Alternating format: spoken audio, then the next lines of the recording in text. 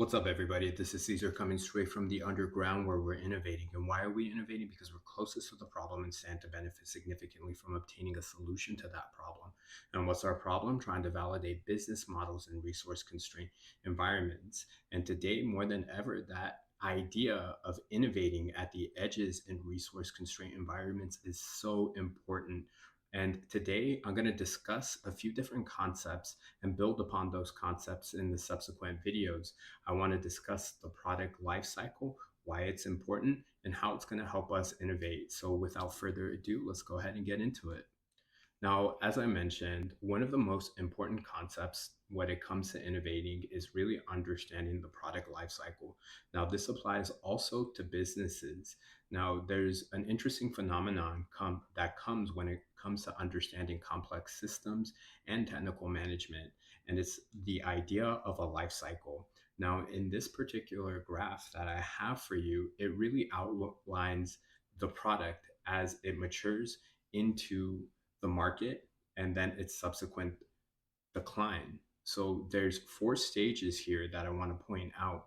Whenever a product inception happens, it's slow growth because you're getting through these phases that I outlined in a previous video of really understanding that product market fit, the problem, developing the solution, developing some sort of MVP that really gains traction, and really delivering that solution to that customer and really getting that initial momentum. After that inception point, you move to a growth phase. Now, this comes in where you're shipping feature sets in order to get the product to some sort of stable place in the market. And in that growth phase, the goals of the business shift, right? Where this product is now trying to accumulate as much market share as possible through means of marketing, sales, word of mouth references, and just shipping features more efficiently.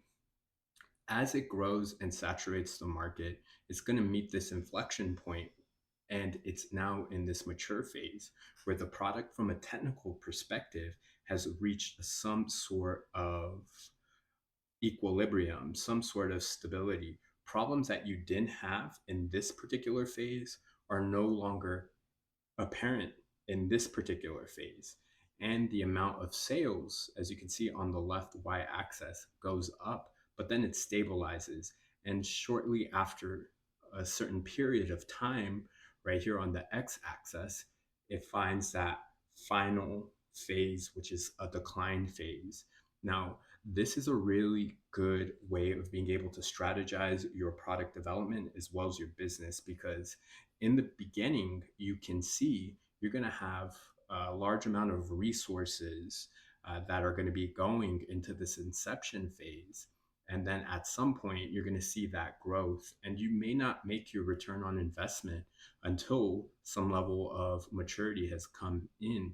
And then as that maturity declines, now you can strategize and say, okay, well, this product itself has reached its full saturation, its maturity, the technology is old, the problem is no longer there. Now we can innovate and get to that next inception, a new product or a new business, or enter a new market. So this is a really important graph and really creates the basis of the idea of innovation or properly managing a product. In the next video, I'm going to talk about how the testing risk essentially increases or decreases over time, especially in the inception of a new product. So let me know what you guys think. Do you guys use this when it comes to managing your product or planning out your roadmap, or in any strategy that you have whenever it comes to product development? Let me know in the comments, and I'll see you guys on the next one.